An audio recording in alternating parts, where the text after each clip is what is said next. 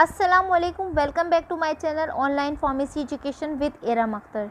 ये वो चैनल है जो आपको बहुत सारी इन्फॉर्मेशन प्रोवाइड करता है। तो ऐसी ही इंफॉर्मेटिव वीडियो के लिए मेरे चैनल को सब्सक्राइब करें, वीडियो को लाइक करें एंड शेयर करें। आज का जो हमारा टॉपिक है वो है ऑस्टियोप्रोसिस। तो चलिए स्टार्ट करते हैं आज का टॉपिक। ऑस्टियोप्रोसिस, ऑस्टियो का मतलब है बोन यानी हड्डी, प्रोसेस का मतलब है पोर्स। ऑस्टियोप्रोसिस में हड्डियों की ब्रेकडाउन बढ़ जाती है और कम हो जाती है नई हड्डियां बनना, जिसकी वजह से बोन की जो डेंसिटी होती है वो कम हो जाती है और यहाँ पे ज़्यादा चांस होते हैं फ्रैक्चर होने के। जो मोस्ट कॉमन एरियाज़ हैं जहाँ पे फ्रैक्चर्स होने के ज़्यादा चांसेस हैं वो है hip, ribs, wrist and spine. Risk factor risk of osteoporosis, ये वो फैक्टर है जो इंक्रीज़ कर देते हैं चांसेस ऑस्टियोप्रोसिस होने के। Number 1, female gender. मेल में ऑस्टियोप्रोसिस के चांसेस कम होते हैं अगर हम कंपेयर करें फीमेल से। फैमिली हिस्ट्री, अगर आपकी फैमिली में आपकी मदर को ऑस्टियोप्रोसिस है तो ये चांसेस को डबल कर देती है कि इन फ्यूचर में आपको भी ऑस्टियोप्रोसिस हो सकता है। Number 3, smoking. नंबर 4, कोई भी फिज़िकल एक्टिविटी आपकी लाइफ में नहीं है, आप अपनी डाइट में कैल्शियम कंटेंट बहुत ही कम ले रहे हैं या आपकी न्यूट्रिशन बहुत ही पुअर है, आपका वेट अकॉर्डिंग टू बीएमआई नहीं है। इसके अलावा एशियन लोगों में ज़्यादा कैपेबिलिटी होती है ऑस्टियोप्रोसिस होने की।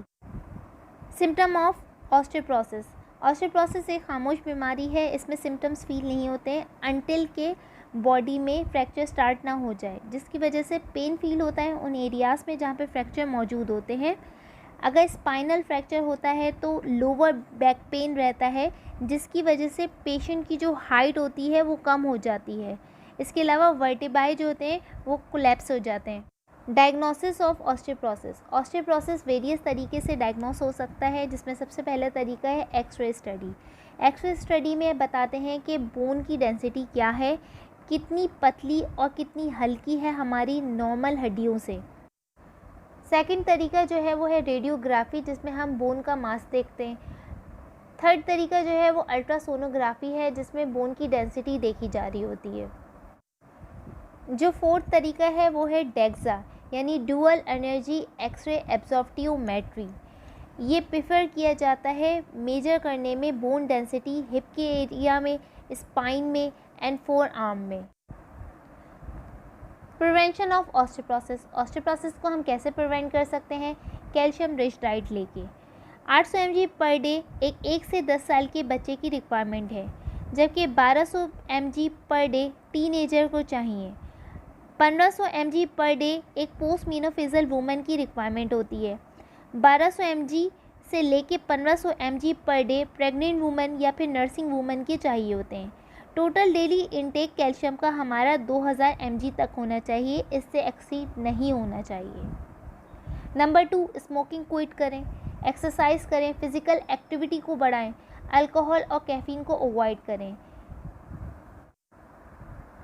इसके अलावा मेडिकेशन जैसे कि स्टेरॉइड वो भी ऑस्टियोप्रोसिस कॉज कर देती है, क्योंकि ये डिक्रीज़ करवा देती है कैल्शियम की एब्जॉर्प्शन इंटेस्टाइन में, जिसकी वजह से इंक्रीज़ हो जाता है कैल्शियम लॉस हड्डियों में से।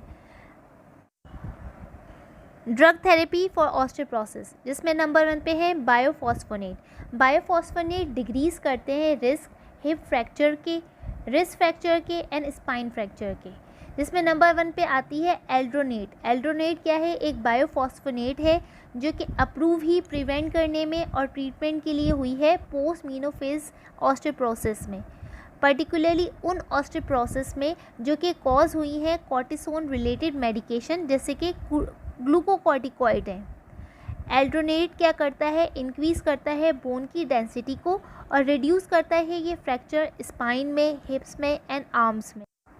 सेकंड है रेजिड्रोनेट की, ये भी बायोफॉस्फोनेट है लेकिन ये ज़्यादा पोटेंट होता है एल्डेंड्रोनेट से। थर्ड है आइबेंड्रोनेट, ये अवेलेबल है डेली और मंथली बेसिस पे, यूज़ होता है ओरली। इसके अलावा आईवी ये यूज़ होता है हर 3 महीने बाद। फोर्थ है जोलिड्रोनेट, ये एक यूनिक आईवी बायोफॉस्फोनेट है, ये साल में एक ही दफ़ा दिया जाता है। इसके पास गुड एबिलिटी है, ये स्ट्रेंथन करती है बोन्स को और ये प्रिवेंट करवाती है फ्रैक्चर्स को। सेकंड कैटेगरी जो है ड्रग थेरेपी की ऑस्टियोपोरोसिस में वो है SERM, मतलब सिलेक्टिव ईस्ट्रोजन रिसेप्टर मॉड्यूलेटर, जिसमें नंबर 1 है रिलॉक्सिफिन। रिलॉक्सिफिन जो एक्ट करता है एज अ ईस्ट्रोजन एक्ट करता है और ये प्रिवेंट करता है और ट्रीट करता है ऑस्टियोपोरोसिस पोस्ट मीनोफेजल वूमेन में। सेकंड पे जो आता है वो है कैल्सिटोनिन। कैल्सिटोनिन एक हार्मोन है, लेकिन ये इतना इफ़ेक्टिव नहीं होता जितना बायोफॉस्फोनेट या ईस्ट्रोजन है, इसीलिए फर्स्ट लाइन ऑफ ट्रीटमेंट नहीं होता ऑस्टियोपोरोसिस में। ये उन पेशेंट को दिया जाता है जब दूसरी मेडिकेशन पेशेंट टॉलरेट ना कर पाए, तब इसे एज अ अल्टरनेट यूज़ किया जाता है। थर्ड जो है वो है टेरीपेराटाइड। ये एक सिंथेटिक वर्जन है हार्मोन का। ये हेल्प करता है कैल्शियम की मेटाबॉलिज्म को रेगुलेट करने में। जो फोर्थ है वो है डिनोसोमाब। ये एक इंजेक्टेबल एंटीबॉडी है जो कि ब्लॉक करता है केमिकल मैसेंजर को, जो कि प्रोमोट करते हैं बोन की थिनिंग को, जिसकी वजह से ये स्ट्रेंथन कर पाते हैं बोन की डेंसिटी को और रिड्यूस कर देते हैं फ्रैक्चर्स को। अगला जो एजेंट है वो है hormone therapy, means oestrogen hormone therapy दी जाती है, जिसकी वजह से प्रिवेंट हो पाती है बोन लॉस, इंक्रीज़ हो जाती है बोन की डेंसिटी और प्रिवेंट करवाता है ये फ्रैक्चर्स को। That's all from my topic. उम्मीद है कि आपको ये टॉपिक पसंद आया होगा और आपने कुछ ना कुछ सीखा होगा। टिल देन, अल्लाह हाफिज़।